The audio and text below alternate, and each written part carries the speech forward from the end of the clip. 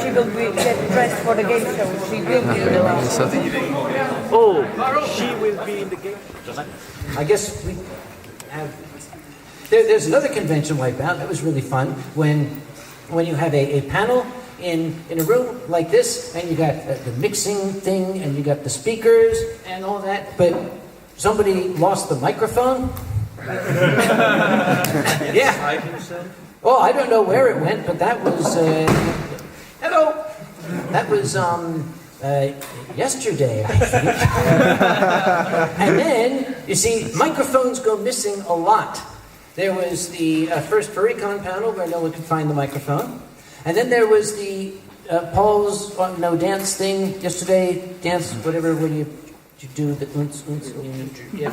And Jian Long, the dragon, was one of the judges, and they had a wireless microphone. And after the panel, he ran away and took the wireless microphone with him, and nobody knew where it was. Any questions? Shouldn't they have two of these? Or at least a stand so we could lean in and talk? It would be lovely, yeah, but what? They don't. They don't. Most of us sponsors said we can order one more, maybe. Oh, right. Yeah. Oh, you guys are super sponsors. Yeah. Thank you. We could not do this without you. Thank you very much. Question. Yeah. I want to see hear the end from the story from Cargie's Story Hour. I don't think anybody's interested in that. Okay, raise your hand if you are interested in hearing the... Raise your hand if you are not interested in hearing this. Who the fuck is calling me? I'm in goddamn Germany! Oh, it's from Germany. Hypocrite. Hello? Hey, Hello. I just got the notification that you were missing, so I tried to call you. Hello? Because you wanted silver. You know how much this is fucking calling? Hanging up on you. As And I am so please switch off your unfriending you. phones. That just cost me €4. Okay, thank you very much. All right, which is about the... Oh, but you guys being super sponsors, we really are very, very grateful. This would not be possible without you. I don't remember what we were just talking about, so let's change the subject and move The on. end of the story. End of the story. Oh, right. The convenient distraction of the phone didn't work, did it? Where did I end off? Oh, yes. Well, if you don't remember, it was the story of Doug O. Yes. Well, the last you heard was Doug O.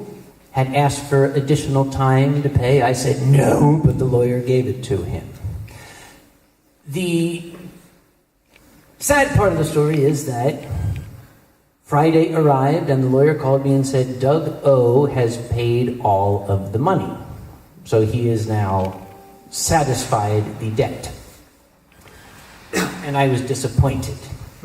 But I didn't want my fun to be over. You see, it costs $1,100 to pay the lawyer to represent us. And I thought, I could now sue Doug O. for that money. Wouldn't it be fun if he were to get a second order from the court to appear, and then I was going to send him an email that just said, let's do it the easy way this time. But the Aprocon Board of Directors would not authorize me to do it. I was very disappointed. They said, okay, we have our money. He's out of our lives. Let it go. I don't let things go. That's not my nature. Repulsion. I wanted to sue him again, but they wouldn't let me. So I was muttering and moping and sulking at my house. Didn't want to talk to anybody. Didn't want to go out. But after a few months, I got an email from the lawyer and had an attachment. And the attachment said, you have to fill in this form to report to the state of Utah that the debt is now closed and everything is finished. And I said, well, what happens if I don't? And they said, well, it will remain in the legal books that he owes you this money and he won't be able to sell his house, he won't be able to get out of the state or anything like that. But since the debt is settled, you have to send this form in to say everything is cool. And I said, what is the time frame? And the lawyer said, there isn't really a time frame, you just have to fill the form in. I said, okay, I will. Someday. You don't fuck with Uncle Kabi, I'm telling you. Because I have a very long memory. You still have the paperwork to this day? What? Sorry? You still have it to this day? Yes? Oh, I will submit it. It's filled in and everything. I just have to remember to send it in. Exactly. You know, brain cells get affected by... So, with that little aside, they call this convention Whipe-Outs. I don't know why. Because they never really wiped out a convention. They wiped out the staff and made the staff feel like, that's it, we're ready to die. You're late. Is Cheetah still coming? Actually, it was ready quick. It was supposed to be. Could be. Well, okay. Anyway, convention Whipe-Outs. When things go wrong, typically you don't know when they happen because these fine, hardworking staff members keep it quiet. They make sure that anything that is a danger, anything that is going to spoil your fun is not... Why were you so late? Yeah, you, in the back. Why were you so late? I had to take care of something. You had to do... Well, where were you coming from? From picking up a guitar, because our guitar player broke his guitar, and, well, we need one for the concert this evening, so we had to go to a repair shop real quick. Convention Whipe-Out for you. Do you remember when Alexander Adams was performing and we had the haunted song? Oh, I remember the details. I remember every single agonizing, painful detail like knives into my eyeballs. It was, this was back in, I think this was still at the Ringberg? Or was this now in Magdeburg? It was a couple of years ago. Alexander Adams, well first off I should explain that one of the finest musical guests Eurofurence ever had was Heather Alexander. She played medieval music, but with a very modern sort of sound to it. And she was very, very popular, and her music was astounding. I was a fan immediately. And you know, I was telling everyone, oh boy, Heather Alexander is the greatest musician since they started making sliced musicians or something.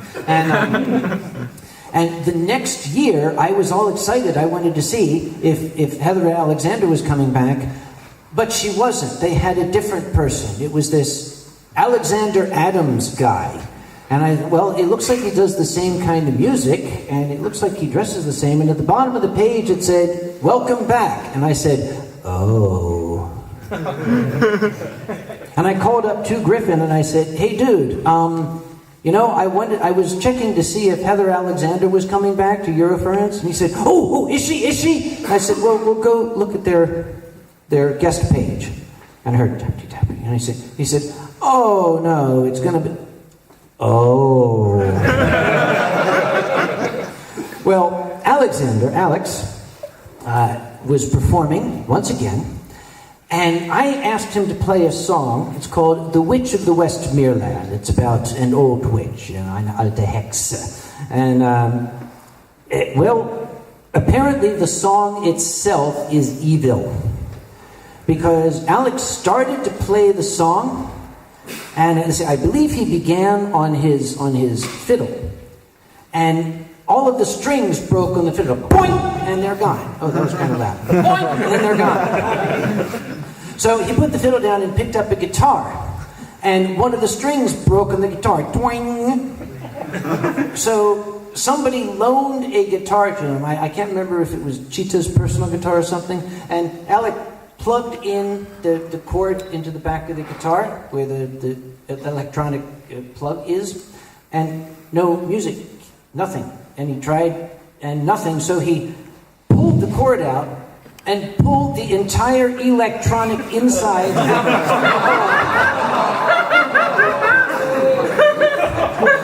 So I don't remember if they gave him like an accordion or a didgeridoo or something, but he was up there with another instrument after that.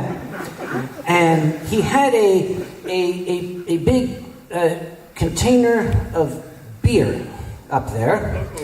And what I remember about this instrument that he had was they had hastily wired it together. And you could see there were like sparks coming out of it. Well, Alec gets very animated on stage. He knocked over the beer, which I know in Germany that's an offense, can put you in jail. Unfortunately, we contacted the American consulate and got it taken care of. But at the end of the performance, Alec was still performing. I was getting ready to go on stage. And I stood at the side of the stage and I saw Alec standing in the middle of a large puddle of liquid with this sparking instrument with wires coming out of his hand. I have never asked him to sing that song again. Your turn. He has to drive. It's a bloody air conditioning everywhere. Is there air conditioning? There is air conditioning, No, unfortunately.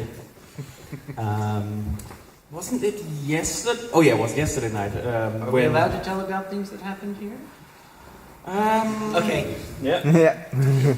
It's up to you. Let's keep it anonymous. We had a call of an attendee. He said, look, I have a technical problem in my room up there, and for whatever reason, there's water coming out of my wardrobe.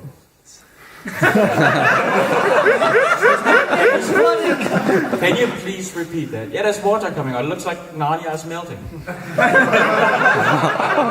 Okay, yeah, we sent the team up and we have a look. So we went up there with the technician from the hotel and had a look in his room. And it turned out the water wasn't actually coming from the wardrobe. I mean, it was, but it was more coming from the ventilation shaft above. And as it turned out, upstairs, exactly in the room above, there was a large gathering of fursuits going on in the room. And, well, what can I say? Condensation is really...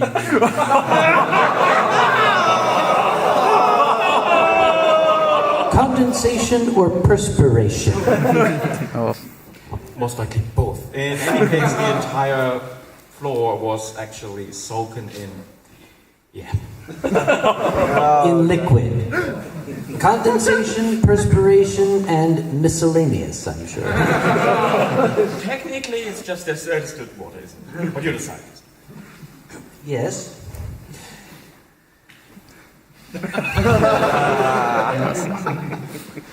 yeah, air conditioning can be a bitch. Well, air conditioning, yes, it is something of a double-edged sword. When Anthrocon was evolving, as more and more fursuiters were becoming popular in the fandom and starting to come to Anthrocon, when we started, we had, I think, 3 fursuiters. By 2004, we had 30. By 2005, I think we had 100. So we now needed, this is becoming a fairly large population of people, and we wanted to help them out. So that's when we created we originally called it the Headless Lounge. Because you're going to take your head off. The Headless Lounge. But after a few years, we had to change the name because we were getting complaints that we called it a lounge, but there was no bar in there, and no comfortable chairs, and it was giving the wrong impression. So we called it the Headless Zone. And we thought it would be a good idea to ask the venue to turn the air conditioning to its absolute maximum. Yeah, we wanted not United States, not Canada, we wanted Norway. So we had the room refrigerated to about 12 degrees Celsius. We thought this would be good. It would be nice and cool. Well, no, the fursuiters were starting to catch pneumonia because they go in there and they're wet and they take off the fursuit and now they're in Norway. So we don't do that anymore. Here.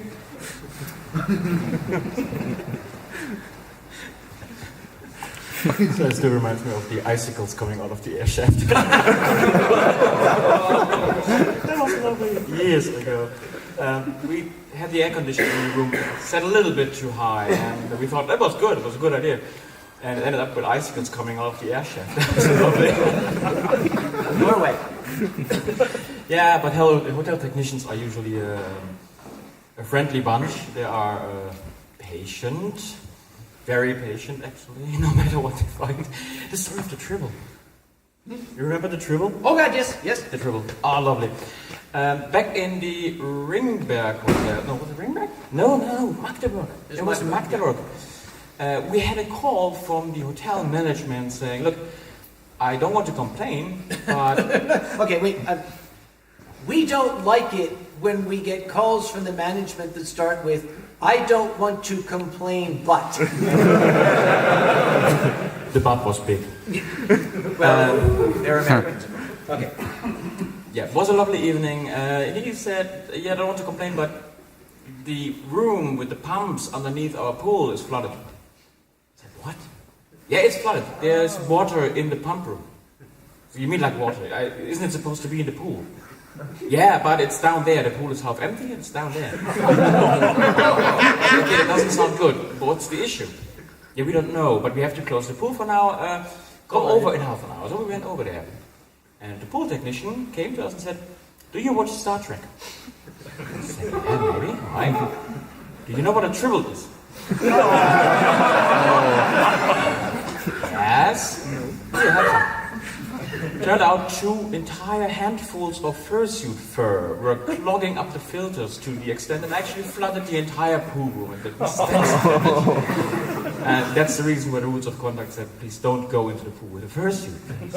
That was the same night, by the way, when 2 Russians decided to pee into those cooling bassins next to the sauna because they thought it was the toilet. Intercultural differences. Well, I've never had to deal with that one. I was going to relate one story, but suddenly we mentioned the Ringberg, and I had a sudden flash of memory. You know how sometimes you have a situation that happens that is so terrifying and shocking that your mind suppresses it, and then sometime later the memory comes back? Yeah. It's like veterans of the Vietnam War in the middle of the street will suddenly think that there's machine gunners in cars coming at them. At the Ringberg, they had a mysterious corridor that was designed apparently to confuse invading Allied troops when the bunker was built. It looked very much like this corridor was a shortcut that would take you to the backstage area. It led you to a very, very narrow corridor that had a locked door on this side, and the door that you came through had no handle on this side. If you went down there, you're surrounded by concrete. Nobody can hear you call for help. There were no phones. There's no phones, no anything. I was very fortunate that when I was going to take this shortcut, there was a Eurofurence security guy with me, and we both got trapped down there. And it was like a spy movie because he pulled out his radio and he said there's a lot of interference. And he tried to call for help, and we heard...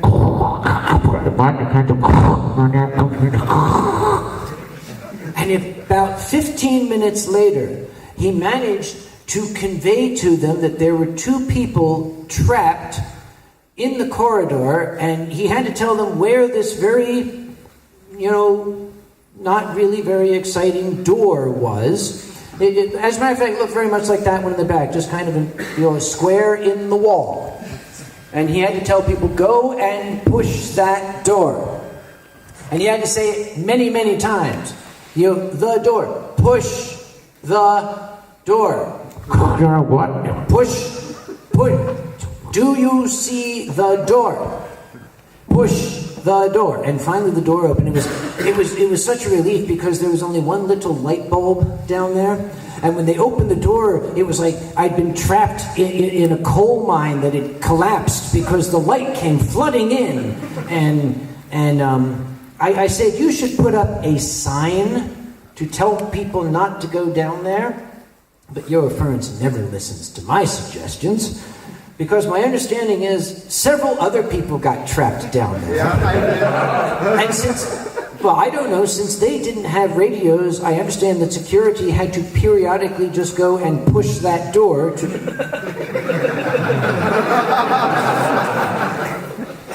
Your turn. Is that door still there?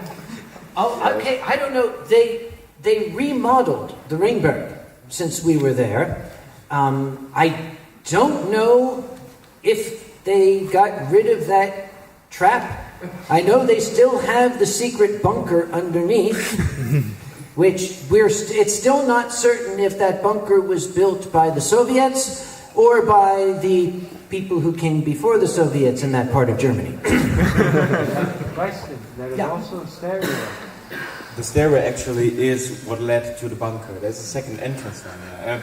The thing is, the Ringberg Hotel has been built as a KGB hideout. It was in eastern Germany back in the Cold War, and under the hotel, inside the mountain, is an actual bunker system. So there was one staircase, an emergency staircase, that when you walked down there to get down to the lobby... He brings me wine, he's allowed in. Sorry. Oh, sorry. When you walked down there because you wanted to go to the lobby and you missed your exit and went one door too low, you came into that corridor. And if you happen to come back next year to Eurofurence, there will be a game show on the program called Storage Number 9, Tales from the Underground. I'm going to tell you more about that then. But suffice to say, if you followed that staircase down, there was no way out anymore, except for somebody else from the outside getting you out of there. And there was nothing but doors. One light, the humming of something nearby, and steel doors left and right, all 1, 2, 3, 8, 10. There was no door number 9. Where the door number 9 should have been, there was nothing. It was just plastered over. So the rumor got spread really, really soon that security got rid of attendees in storage number 9. Yeah, that's the background to that one. Now we have the river. The same staircase, however, had a really cool side effect. There was a ventilation in there, a really, really strong ventilation to suck off smoke from the bunker system if there was any fire down there. Have you ever seen that? In Magdeburg, maybe, we had the same system? Oh, you mean when you use the ventilation inside the staircase? Exactly. Yeah, in Magdeburg, we had the issue that the lobby was really, really high. There was a glass ceiling. And when you worked up there, it was like 45 degrees. So when you had a bunch of first-years walking through the lobby, there was actually sweat dropping down the ceiling. It was really gross. Now, there was one staircase, an emergency staircase, with a smoke exhaust. So you could actually switch on extremely huge fans and they would suck off the smoke from the lobby. We found out that we can use that to ventilate the lobby. Little did we know that the suction was so strong that small fursuiters could be sucked up. And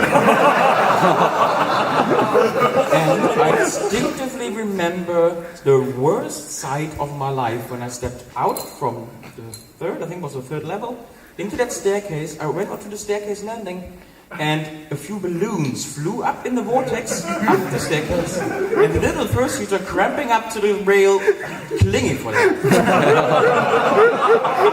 That was lovely. There's one. I have a bad habit in that I like to try to be helpful, but sometimes, being an old man, in trying to be helpful, I don't think. This was just a couple hours ago. I was in the lobby having coffee, and there were fursuiters coming down, and there was a little tiny girl, maybe 4 years old, I guess. And her mother was allowing the little girl to run up, and the fursuiters were not, they were wandering around, and I kept shouting, up to, look, down, down. And the fursuiters, oh, little girl there. And this happened over and over, and I was trying to get the lady's attention, and Entschuldigung, the kleine Kinder, die Fursuiters, they, okay, English, they cannot see. They cannot see. They can only see from here up. They cannot see.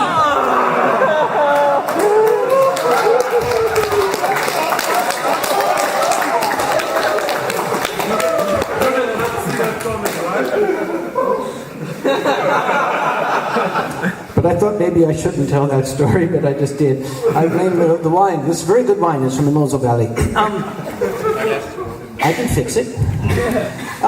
Dari, were you on security the year at the Ringberg? By the way, speaking of the Ringberg, okay, how many people here remember the Ringberg Hotel? Do you remember Andre at the bar? Yes. Andre will be visiting us this weekend. Oh. So look for the hairless master in the lobby. If not tonight, then tomorrow. He does love this convention. He tries to come back as much as he can. But I still remember Andre's face, and I don't know if Dari was on security that year. They had a beautiful bar in the Ringberg. It was kind of several levels. For us, it was a good size. It was like at first, every person at the convention could sit at the bar. And, well, for 1 year, yes. But that same year, a gentleman walked into the bar with a giant box of bottles and sat down at a table and put out all the bottles at the bar and started trying to sell them to people. And I remember, I was there, I was looking at this, I looked and I saw Andre staring with this look on his face like, do I actually see this? Why is this real? He was just totally shocked. And if you remember Wolfgang Koenig, the boss, the owner of the hotel, I remember he was walking up the lobby and he saw this, and Cheetah was coming down the corridor past the elevators, and this made my blood turn to ice, because every convention chairman is afraid of this. I saw Herr Koenig look at Cheetah and do this. And Cheetah went over to him, and of course leaned very, very far down, and Herr Koenig said, and I saw Cheetah do this.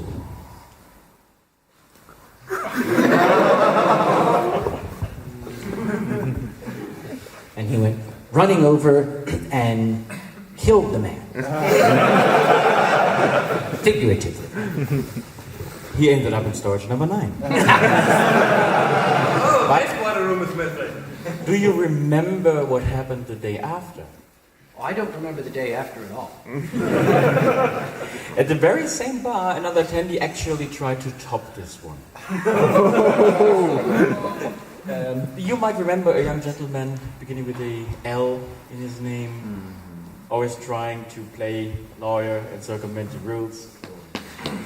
And then one night we were called down to the lobby and said, yeah, somebody has some foreign drinks in the bar, could you please take care of them? We went down there, and there was a 50-liter keg of beer privately owned on the bar. Yes, that. I didn't see this. That was the Froschfotzenleder. We call it Froschfotzenleder. What's this of English? Of English, it's frog cunt leather. Okay, that's fine. That made it very clear. The security team has a not safe for work sticker pack with a little anecdote of every single incident we had that we can't share with the public usually. One of them was the Froschfotzenleder. Cheetah called. Dari, come. I had no idea what was up. Come now, what's up? Come, lobby, come. We went down, the elevator doors opened, and out came a 15-foot frog inflatable with a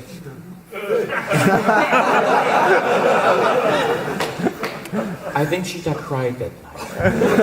No, I remember. Remember I said how the memory you sometimes suppress it? Oh, God. That was Auschwitz. Oh, God. Keep telling the story. They need to know. Well, there wasn't much more to it. Oh, there was a lot more to it. The giant inflatable frog that had, like, I have a picture. The 15-foot giant inflatable frog had a 15-foot giant inflatable attachment that was kind of sweeping the crowd away in front of him. You are laughing, this is true. Yeah, they're laughing. Oh my God. Like I said, there's a picture.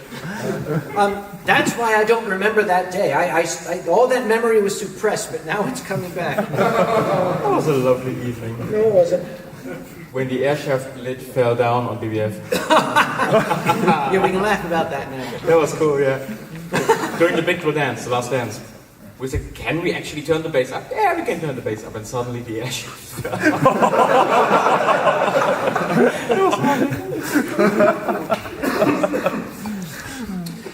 fell. Some of you might have gotten an email before the convention cautioning you about having electric devices in your room and telling you there are restrictions on what you can plug in. There's a reason for that. It is known secretly as the Wilma effect. My little old mother at the Ringberg wanted to curl her hair with one of those, they call it a curling iron. It's a heated rod you put in your hair.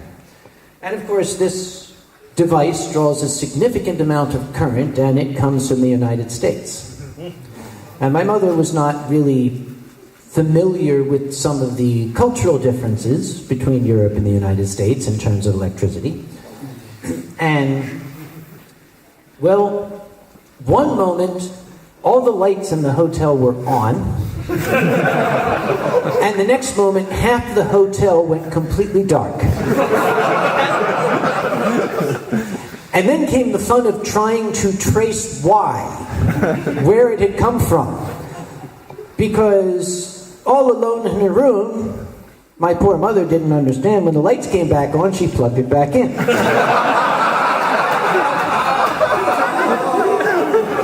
So for about an hour, there would be darkness, then light, dark, then light, dark. Until finally, I don't know who the security guy was that finally knocked on the door. That was Eurofurence. That was Eurofurence, yeah. And explained to my little mother why. So that's why you got that email about the restrictions on what you can plug in and what you cannot plug in. No more hotel light switches. Boy, what else can we talk about? Eurofurence has such a rich history. Oh, shit. See, I remember my very, very first Eurofurence. It was not only my first Eurofurence, it was my first time witnessing something at a convention that I could honestly say had never occurred at an American convention. They were in a youth hostel at Eurofurence 8. I'm pretty sure that was OPA, wasn't it? Or was that... Jumpy? Jumpy? Pretty sure, yes. Yeah. We're all old. We don't remember these things. But it was Oberwernert. It was a wonderful youth hostel situated far, far out in the countryside. So far out in the countryside, I was beginning to think I was being kidnapped by terrorists when I was picked up at the airport, and they're driving down these little roads that were not roads, and I was getting very nervous. You should tell them how you were picked up. Oh, I can tell them that in a bit. Because that's not really a Whipe-Out, that's a beautiful story. That's a bar story. A bar story. But I woke up on the Saturday of the convention, and I got out of bed, I got a nice shower, and I stepped out of my room, and there was a significant amount of activity. Now, there is an instinct that convention chairmen have if you don't know, I run a convention myself. And I've seen this instinct in action. It will happen here. I'll be sitting having lunch or drinking some wine. If Dari were to run past me, without thinking, I will jump up and run after him. Think, oh, fix. I saw this happen in the United States. There's a large My Little Pony convention called BronyCon. And I was attending as an exhibitor, sort of, representing furry fandom there. And it's a big convention, and they had the directors of more than 20 major conventions there. So they invited all of us to a luncheon. And they were nice, catered, with round tables, and DragonCon was there, and Comic-Con was there, and WindyCon was there, and Anthrocon was there. We're all, we are the bigwigs of the fandom, and we are talking to each other, and yes, so we are all convention chairmen, and isn't it nice? We're sharing ideas and, clinking glasses. The director of BronyCon had brought his radio, and halfway through the meal, an alarm sounded on the radio. And the BronyCon director grabbed the radio and ran out of the room, and everybody else jumped up and started. you would think that all of a sudden all the chairs had electric current through them. So when I saw all the activity with the security people, fix, and I ran up and I said to one of them, what's wrong? And he turned and he shouted at me, Kaus! Now, I had not learned a lot of German then. I was thinking, Kaus, what's Kaus? Kauskinski? Kaus? He said, no, Kaus, moo. And I followed him, and my God, the convention was full of cows. Running all over the place, inside, outside. It was the last roundup. Next door, there was a farm, and there was a large gate. And it had a sign in 7 different languages that said, for God's sake, do not open this gate. Well, furries. Somebody wondered why, and when they opened the gate, all the cows ran out and ran into the youth hostel. So they had to wrangle cows. It was that same year, and this is on the same level, you had the gigantic signs that on the trails that led into the woods that said, this is hunting season. Do not wear your fursuit into the woods. This is not a joke. I thought it was a joke.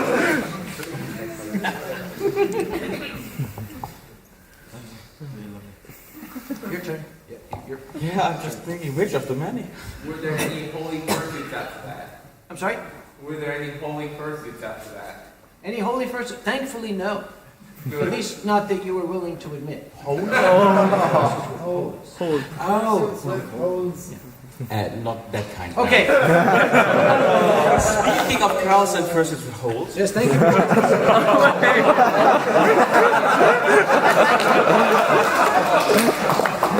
I wonder how far I can go before I get arrested. Not my fault, not my problem, not my con. Do you remember the horror convention, Eurofurence 14? Eurofurence. Yep, and it was horror behind the scenes as well. Remember the guy that sold zoo porn in the middle of the lobby? And then kept 2 snakes illegally in his room? That was a good year. Hey, let's get back to more recent things. I said, Estrel. First the Estrel. Eurofurence 20, Clown's Car, and the Narnia wardrobe. Oh, yeah. You know that one? Okay. Yeah. Sorry if I repeat it, but I think some actually don't know it. We got a noise complaint. Nothing unusual. It was Friday night, 2 a.m. I said, if we have a noise complaint up here, wing 1 to the front. That's one of those rooms with really weird walls because they go into the tip. So, that's you. So we went up there and knocked on the door, like usual, and said, hey, security, we have a noise complaint. You have to keep the party down a little bit. Everything's fine. The party turned down a little bit. We went down. Half an hour later, I got another phone. I said, look, they are still too loud. Can you please shut the party down? So I went up there with 2 people from own team. He said, look, this party needs to stop now. You need to come out, all of you. The door opened wide for the first time, and somebody got out. I took my notebook out, took the notes that I usually have to take, and while I took the note, I wrote name, room number, occupant, and when I was finished with the entire page, there were still people coming out. The security chief's phone rings, he's permitted. I'm going to take you... Oh, done? Okay, so then... Is that Mom? Hi, Mom. Mom, no, the hotel management is not my mom. Yet! But they got from up, actually. Oh, you, the people were leaving and you were wondering how many people were in here. Oh, yeah. Another 5, yeah. They were actually sitting in the bathtub. That was lovely. They were partying in the bathtub. The room had 25 square meters, and in total we counted 32 people coming out of that room. That is why the rules of conduct now say do not stack more than 10 people in this room. The more funny issue with that was, I think, wasn't it you? What? The Narnia wardrobe? No. What's that? Never mind. Him. Oh. Yeah, the gentleman over there discovered the Narnia wardrobe because the room was empty. We were having a look around, seeing if anything was scratched, if anything was damaged. Looked more or less fine, but like I said, these rooms have a really weird layout. So you have this really weird slanted roof. There is a wardrobe to make use of that space. But when you open the wardrobe, it's just a flat wall on the rear. But when the room was empty and we were about to leave, we heard something moan. I don't remember the exact words, but I think it was Lord Leo over there that turned around and said, do you hear it? I think the wardrobe is moaning. Well, no, I think you drank. No, the wardrobe is moaning, I heard it. So we opened the wardrobe and it was empty, it was just the wardrobe. But there was still moaning coming outside, so we started looking for the walls, and one of the back panels actually slid aside. Turned out there was a crawl space behind there and 2 first-seaters. Make that 34 then.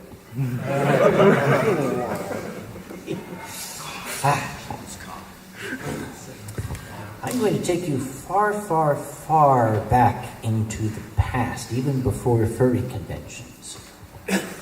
At Anthrocon and at many U.S. conventions, we have a security crew known collectively as the Dorsai Irregulars.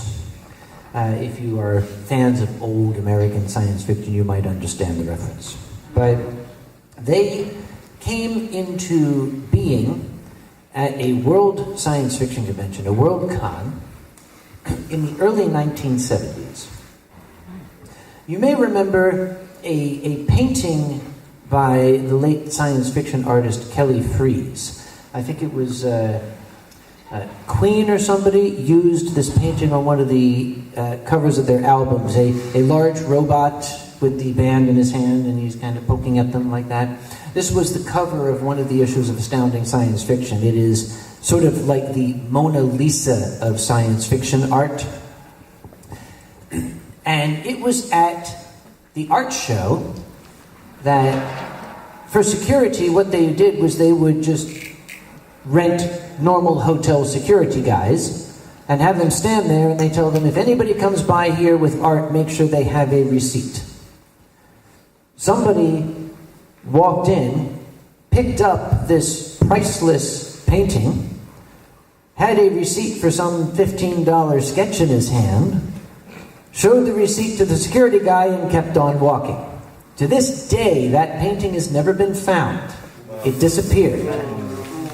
But it was decided that there needed to be a security crew made up of fans who would recognize this sort of thing, who understood the people at the convention. And the crew was put together, and the very first assignment they had was at the very first Star Trek convention, which was held in New York City, and I think it was 1974 or thereabout. And they decided they would call themselves the Klingon Diplomatic Corps. It's a Star Trek convention, right? So they would, put on the Klingon stuff and everything. Conventions were run very differently then. You didn't have your own registration. You would contract through an agency that sells tickets for concerts and for plays and performances and things. They expected 3,000 people to come to the first Star Trek convention. The agency selling the tickets, when they reached 3,000, they contacted the director and said, "We're at 3,000, what should we do?" And she said, "Just keep selling." 35,000 people. Imagine that. 35,000 people lined up along the streets around the corner trying to get in, all of them with tickets that promised we would get to see William Shatner and Leonard Nimoy and all people like that. The only thing standing between the angry mob and that were two fellows dressed as Klingons. And one of them, for whatever reason, again, you know, in our fandom, there sometimes you just accept it, you don't bother asking, had worn what we call toe socks, socks with the individual toes in them, as part of his costume. And they were at the top of the escalator that went from the lobby to the top, and there was the increasingly angry mob being told you can't get in, the hotel is full, and it was starting to get very angry. The gentleman's name was Steve Simmons, by the way, for those who might know. The crowd was starting to push like they were going to push just directly in. And this Klingon got to the top of the escalators and shouted, "No one else is allowed in!" And people started shouting, "Who the hell are you telling us we can't come in?" And he stood up and said, "I am the Klingon in toe socks!" And everyone went quiet. He said, "Oh, okay."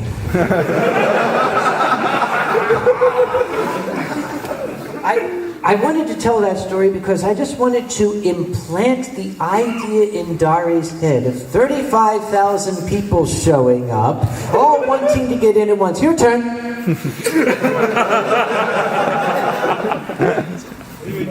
That's better.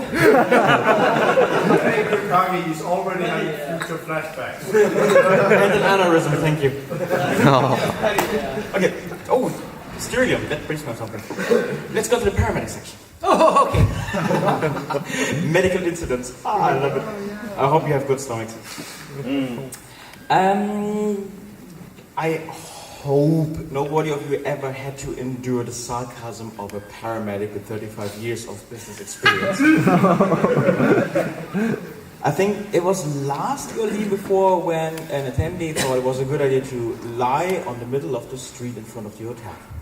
He was just lying there. And security came up to him, said, "Are you okay?" So far, We hear that a lot. so far, so good. Did you drink? Yes. Obviously. Did you smoke? Okay. What did you smoke? I don't know. Somebody passed something around. Completely off his tits. Okay, called in the paramedic. The paramedic, Sasha, comes in. This guy spent 35 years on the streets of Hanover. So you can imagine he's seen everything, almost everything, until he went to Eurofurence. And as he is, Sasha is a big, calm, bearish Jew. He just walked up slowly and looked at it like, "Now what do we have here? Did he drink too much?" "Yeah." "Can't we just leave him here, please?" I said, No, we can't do that. It's starting to rain." "Yeah, but tomorrow it's going to be good. Then he's sober and clean."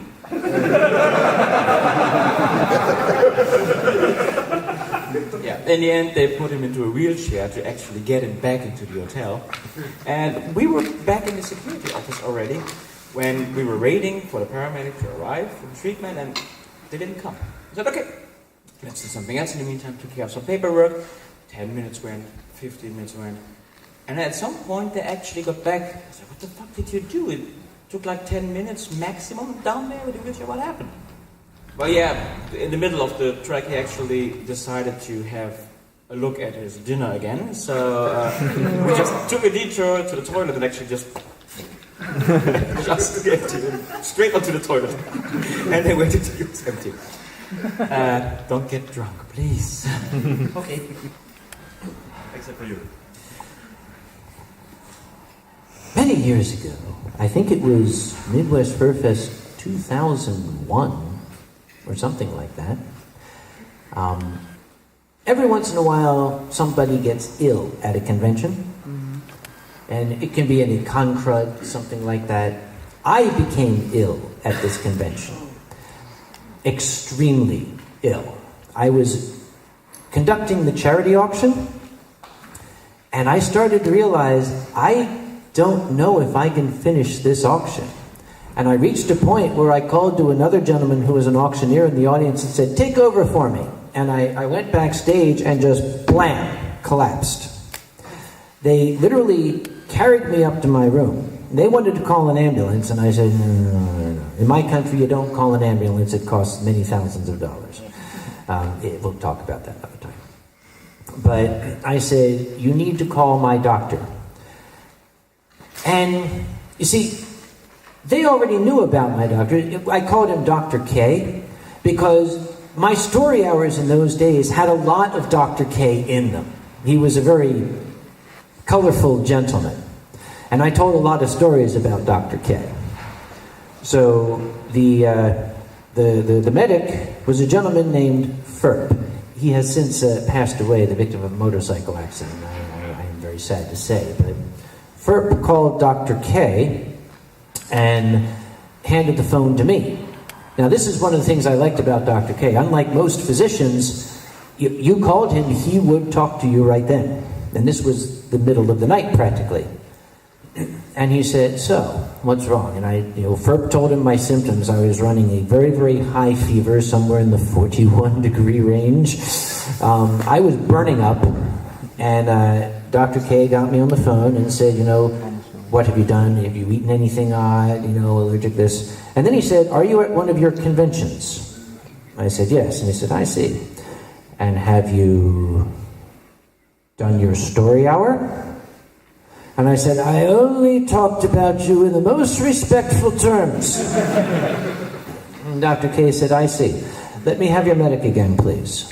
And he handed the phone to the medic, and he explained to him, Dr. Conway's greatest danger right now is the fever. We have got to get that fever down.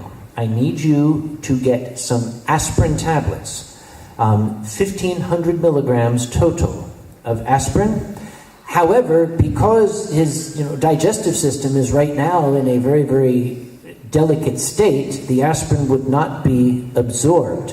He's going to have to chew it. Have you ever chewed an aspirin? Now, in my country, they make a liquid form of aspirin. He knew that. We have an expression sometimes, the cure is worse than the disease. But I chewed the aspirin. And it did the job. It brought down the fever. But Ferp remembered that lesson. Anytime he ran across a person who had passed out drunk, he would tell them, "Oh, we need to get some aspirin in you, but you're going to have to chew it." And then, when they started to come out of the drunken stupor, they had huge headaches, they felt sick to their stomachs, and they had the taste of that aspirin in their mouths. Ferp would always say the same thing. He would lean over them in that way that medics have, that bedside manner we call it. He would lean over them and say, "And what have we learned?" You might remember that line. I do actually, yeah. I just got an interesting question from someone of you. Now, the question was if I carry handcuffs. If you carry what? If I carry handcuffs. Well, in your room, I know. Not those. Not the ones You from last night. mean on duty? Okay, never mind. Yeah. And why I ever used them, or if I ever used them. And very simple answer, no. Because the last person that I handcuffed had a unwanted reaction. So no, I don't. Oh, talking about paramedic incidents, there's another good one. We got a call of an attendee having an issue. That was all I got. An attendee having an issue. It's a medical problem. We need the paramedics. Okay, so the paramedics there. We went to the room, and the attendee was lying in bed. He was half dressed, let's call it, and very stiff. Very stiff. No, the body. I mean, the entire body. He was very flat, very stiff, not moving. And I said, yeah, I would need a hospital, please. Why do you need a hospital? Yep, I see, I have that problem. The doctor needs it. I said, it's fine. I'm security. It's okay. I'll go get the paramedic and leave you two alone. 15 minutes later, the attendee walked out of the room. Do you know Monty Python? You know the Flying Circus? Yeah. The famous sketch of funny walks. Yes. The attendee actually walked like that. And was just dressed in a coat. I heard the drive there was fun. See, originally we got into running these conventions because we thought it would be fun. When these things happen, they're never funny. There's an old saying that tragedy plus time equals comedy. Sometimes you just need time. Something happened at Anthrocon this year that I cannot keep it to myself anymore. I don't know if maybe I shouldn't talk about it, but we had an individual, an extremely large, very muscular rugby player individual who was dressed as a lady. I don't want to pass any judgments. I will use the pronoun she for convenience because I don't know what was going on. I don't believe biologically that was the case, but let's just say she was agitated and apparently on something. To supplement our security officers, we have actual police officers from several agencies. Anthrocon's a very, very large convention. It's nice to have the police actually there. We handle the typical things when things are no longer typical. Officer, could you take care of that? It's nice to have. Yeah, it's like, yeah, you should go. Get rid of that guy. Well, one of the police officers, a gentleman named, we call him Willie, that's his nickname, went up to try to assist this individual. Is there something, a problem? Are you upset? Can I help you? Well, after a brief exchange, this individual then attacked the officer, knocked him down, started wrestling with him, started trying to grab his weapon, which was a very dangerous situation. He called for backup, and backup arrived, and a very violent struggle ensued. During this very violent struggle, this individual's artificial breasts flew out from under her shirt and were caught by one of my security guys.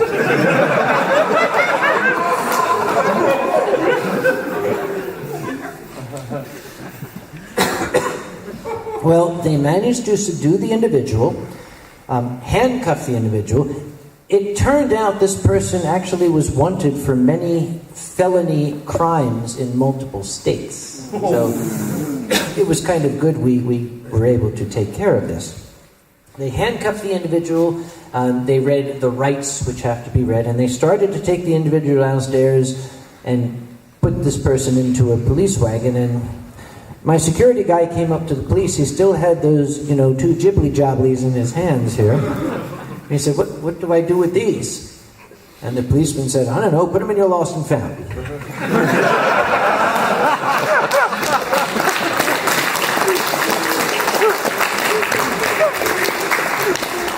This happened during the evening while the chairman was asleep.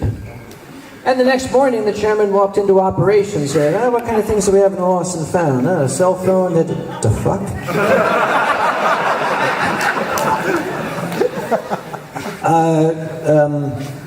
Guys, what are those?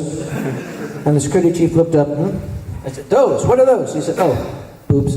That's what I thought. I'm leaving. Bye.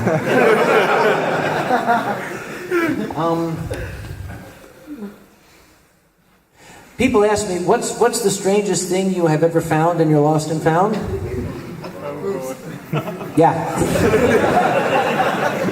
Which is why, during one of my wine streams, somebody asked, what is the strangest thing? They were asking me to draw the strangest thing you ever found in your lost and found. I just drew 2 circles with... Did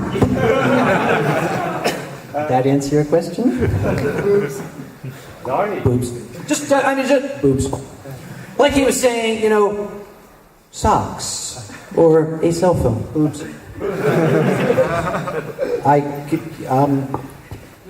Your turn. Actually, you could do me a personal favor and tell the story of the feedback panel and where we don't have it anymore. Because that question came up earlier today. It's just better than you. It's a little embarrassing, no? Yeah! The wine!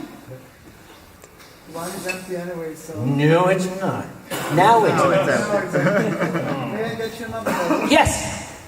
Actually, oh boy, wait a minute, I'll tell you what, take this with you. They've got bottles, see if they'll replace this one. Tell it it's for the old guy in the white. Oh, say it's for the Duma Americana in the white. Somebody need a replacement. Yeah, I'm not joking, I'm serious. Tell them that. It's replacement.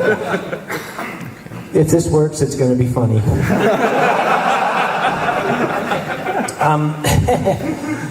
They used to have a feedback panel where they would all sit down, Cheetah and Dari and Night Fox. Oh, it was always fun to watch Night Fox. Night Fox always looked like this. Oh, you can't see. Night Fox always looked like this. Like The Walking Dead. Didn't talk, didn't look from side to side, just stared. But, see, Anthrocon had a feedback panel. Most of the big conventions had a feedback panel. Tell us what you thought. Do you have suggestions? What can we do to improve? That's a good idea, as we say, on paper. It sounds like a good idea until it actually comes into practice. Because some of the things that I have endured on my feedback panels in the past, a gentleman came up and he was complaining very, very bitterly that his entire convention experience had been ruined because his con badge kept flipping backwards. Okay, yeah, we'll work on that, thank you. Another gentleman came up and complained that he had tripped and fallen up the stairs. Think about that for a moment. You tripped and fell up the stairs. Okay, do you have a recommendation for what we could do? He said, well, those stairs need to be redesigned. I'll get right on that. I'll tell the hotel. I did. I told the hotel, you need to redesign your stairs so people do not fall up them. But did you notice? I couldn't say what I was thinking. I fell up the stairs. That's because you're a fucking idiot! Yeah. The chairman, the staff, have to be polite. Oh, yes, yes, we will. Thank you for the feedback. That's very good to know. Yes. Oh, I'm so terribly sorry that the butter was located ahead of the syrup on the buffet and not behind it. We'll speak to the chef about this awful situation. Well, I went to the Eurofurence feedback session and I was present at the feedback session. I was really present at the feedback session. I was sitting in the back.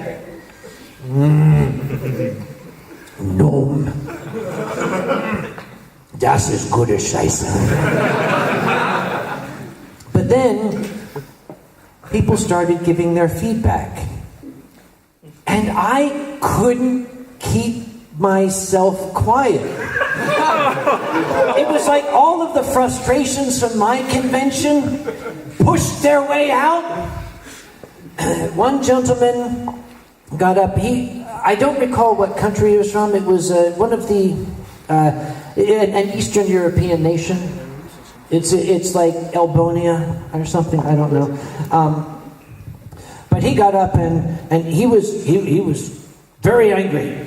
He said, the people at this hotel, they're criminals. They're robbing us. They charge us 20 euros for the breakfast buffet. I could go across the street and get the same food for 5 euros. And I said, did you? He said, yes. I said, then what's the problem? He said, they should not be allowed to charge 20 euros. How can they do this? They are crimes. They should be taken on charges. And I said, it's called capitalism. It's very popular where I'm from.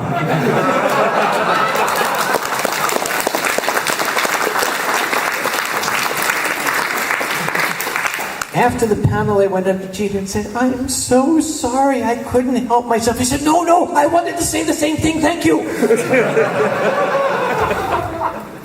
Those are the only two I remember. Is there anything else I said that I probably should remember, but maybe don't want to? Or double-sided bats. Oh yeah, fuck you. Yeah, I was telling this. It worked. Oh my God. Thank you. Thank you.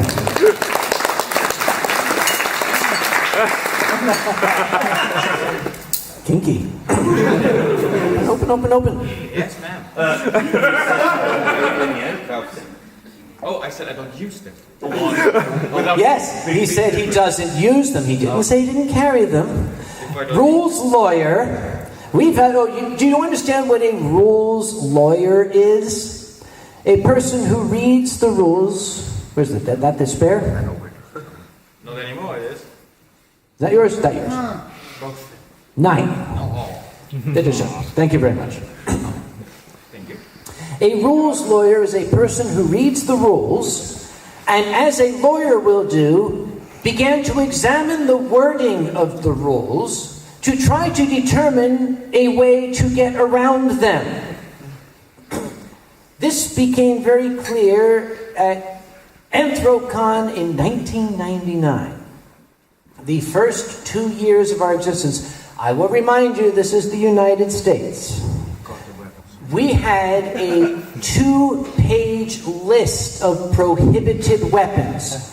You may not have pistols, you may not have rifles, you may not have automatic rifles, you may not have flintlock rifles, you may not have muskets, you may not have balisong knives, you may not have sword canes. It was an exhaustive list of things you may not have.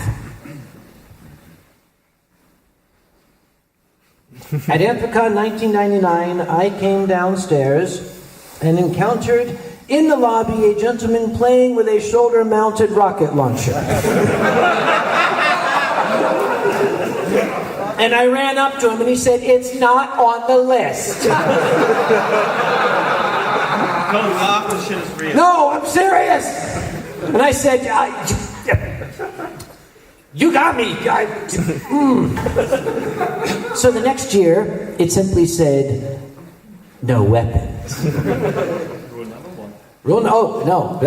1. Rule number 0. It was several years after that because I don't like rules lawyers. The interpretation of the rule that comes from me is the one that counts.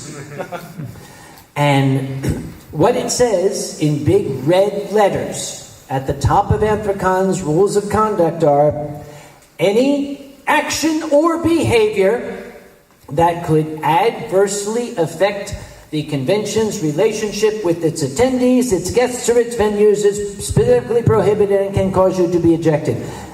If you don't understand that, I'll put it in simpler English. Don't piss off Kage. And we invoke that a lot. People come up and say, well, the rules say this. I wrote the rules. I'll tell you what they say. Dorsai, deal with it. We have a river behind our convention center. Every year it's a little less deep. Did you notice the canal out here? You know, every year there's a little... Oh, never mind, sorry. I've been annoying. Yes, because of all the tanks that are already in it. Yes. Yeah. Oh, that's right. You're a former tank crew member, yes? Grenadier. Grenadier. Yeah, meaning he would throw grenades. Yeah. All tanks. Actually, no.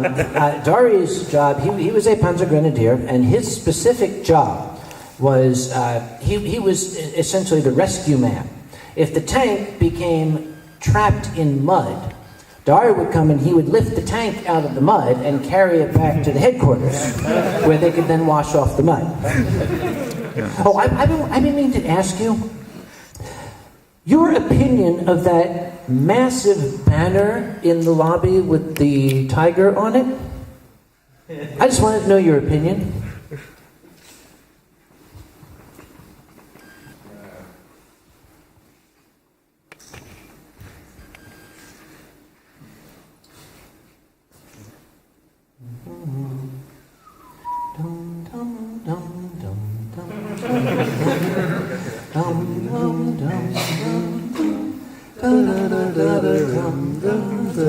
Oh my God, okay.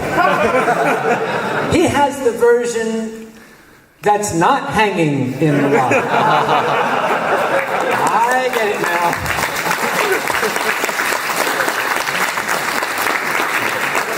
It would have been a great story if they got them backwards, wouldn't it? The fun thing is, I almost sent off the wrong file for printing. And the artist's mother is coming tomorrow for a tour. You almost accidentally sent, because you wouldn't want to have that version huge, taking up the entire wall of your flat, would you? That means you have more wall space. Oh, hello, I see a finger pointed in the air. Are you pointing to the ceiling or what? Can you tell that story you told this last year about a grandfather? About what? I'm sorry? Grandfather. Help. Grandfather? My grandfather? No, Daryl's grandfather. I don't quite follow, I'm sorry. The one in the concentration camp. Oh my god. That was in England. We're allowed to tell that in England. Oh, we can't tell. Yeah, it's fine. It's allowed? Okay. There's one. Okay, here's what happened. We were in England, where there's a lot of English people. And, you know, Uncle Kage sometimes, when he drinks, likes to be an asshole. And this guy, he's all, I am very Prussian, and I am German and Aryan, and so I said, hey, what did your grandfather used to do? Well, he died in a concentration camp. I went, oh, I'm so very sorry. The gas bill was too high, he shot himself. You got to think about that for a second. The bill for the gas was too high. Okay, we're not going to go any further with this, all right? You see, here's the thing. Maybe 4 weeks ago it would have been a little more funny. Back when we used to think that was a thing of the past. But right now, I don't want to go home. Don't blow the trumpet.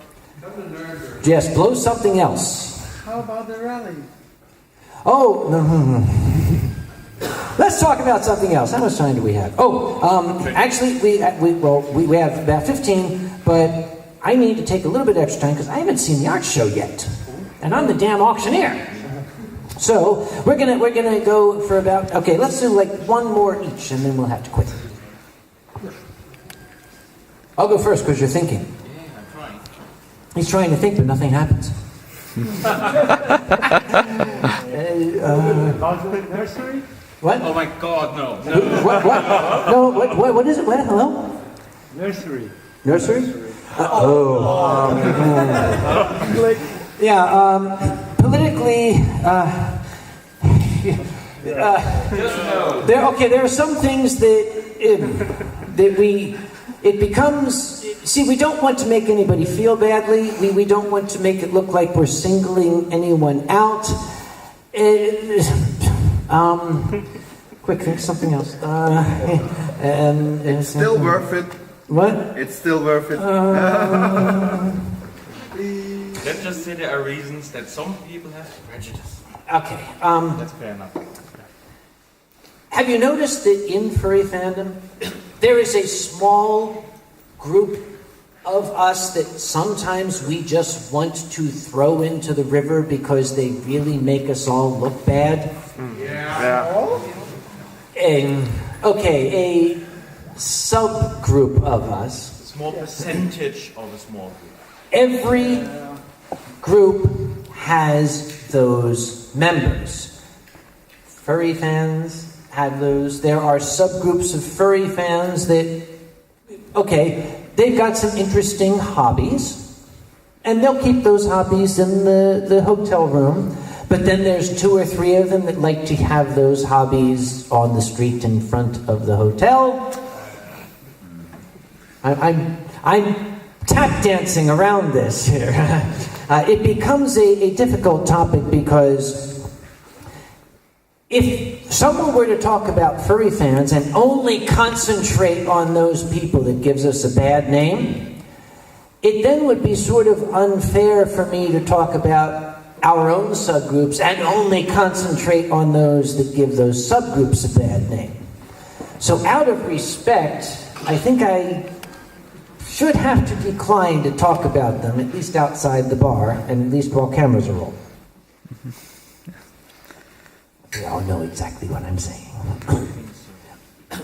We have to think of something else. So we need a big closer, something that is like, oh my God. About the Adams marker hotel elevators. The EF10 electricity. Have we broken any elevators here? Elevators? No, the ignition's in the house. Somebody asked about the Afrikaans elevators when we were at the Adams Mark Hotel. We had as many people that year in the Adams Mark, our last year there, that Eurofurence has now. And there were 4 elevators. Ooh. And they were notorious. And you complained about our 16 elevators. Oh my gosh, yes. Those 4 elevators had personalities of their own. The Dorsai Irregulars, our security crew, had given them all names. The 4 elevators were Hades, Sir Speedy, Confused, and Bob.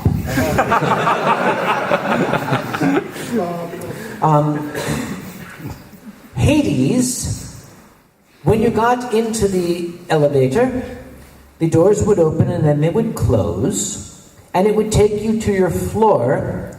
The interior set of doors would open, but the outside set would not.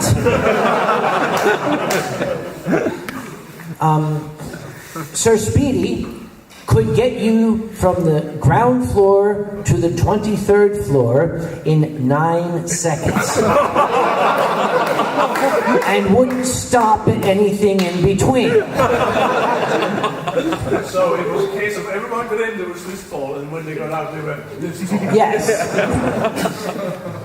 Confused would stop at some floor. It might have been the floor whose button you pushed. It could be a different floor. You might have pushed 9 buttons and it would stop at all the floors you didn't push. And Bob, when it reached a floor, when the doors would open, you would find that the floor you were on was here. And then Bob would suddenly jerk upward and then attempt to find the equilibrium point by going...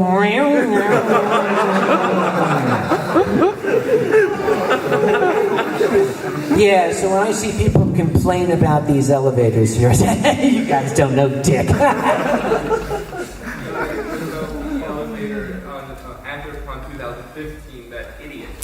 Okay. Okay. Anthrocon 2015, that idiot. You might as well say Anthrocon 2015, that car that drove past. What are you talking about? The one that broke the touch panel for the elevator. Ah. Well, it's a funny thing about that idiot. We had 5 major security events in our log, and that idiot's name, it made it easy. He got the letter. During the convention, he came up to me tearfully and tried to apologize for his behavior, saying, "Somebody put something into my drink." Now remember I said the Dorsai Irregulars, my security crew, have been doing security since the 1970s. One of them leaned into my ear and said, "We know this guy. That happens to him a lot." So I said to him, "Take a walk with me." And I took a walk with him. He said, "Yes, I don't know. Someone must have slipped something into my drink." And I said, "Well, you maybe should report that to the FBI because you have a stalker, because I understand that this happens to you very frequently." And he quickly then changed his story. He said that, yes, he drank too much. He is going to stop drinking. "I'm never going to drink again," he said. Stand up a moment, Dari. Stand up, please. So I took him into security. I took him to the security office. "Security crew, look at this face. Look closely at this face. First off, he's going to stop drinking." And everybody said, "Yay." "If you see him drinking anything, whether it's alcoholic or not, take his badge. But as long as he doesn't have anything to drink, we'll let him stay." And I slapped the badge back on him and I walked away. His badge got taken the next day. He got the letter.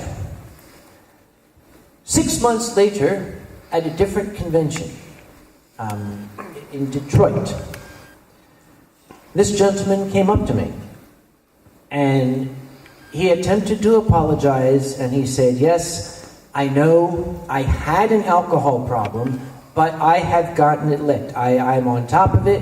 I am not drinking anymore, and I would like to come back to Anthrocon." The problem was he was falling down drunk when he told me this. "I'm not drinking anymore. I want to come back to Anthrocon." So one of my security guys, I basically said, and I leaned over and said, "Get me the Dorsai." One of them came up and escorted him over to the corner. As a matter of fact, it was the same one who had been the Klingon in the toe socks years before. He came up and he said, "I made a deal with him.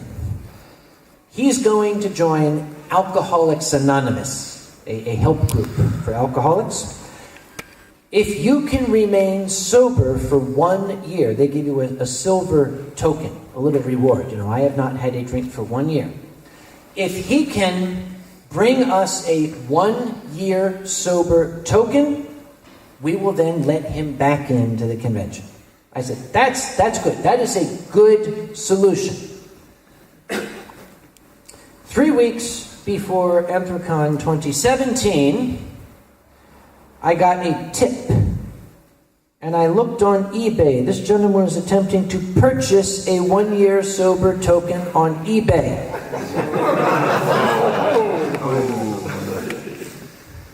And I forwarded this to Steve, our Klingon in the toe socks. Now, it was kind of funny because Steve is an old white man like myself, but his response was, "Oh, hell no!" We're out of time. So go away. Thank you.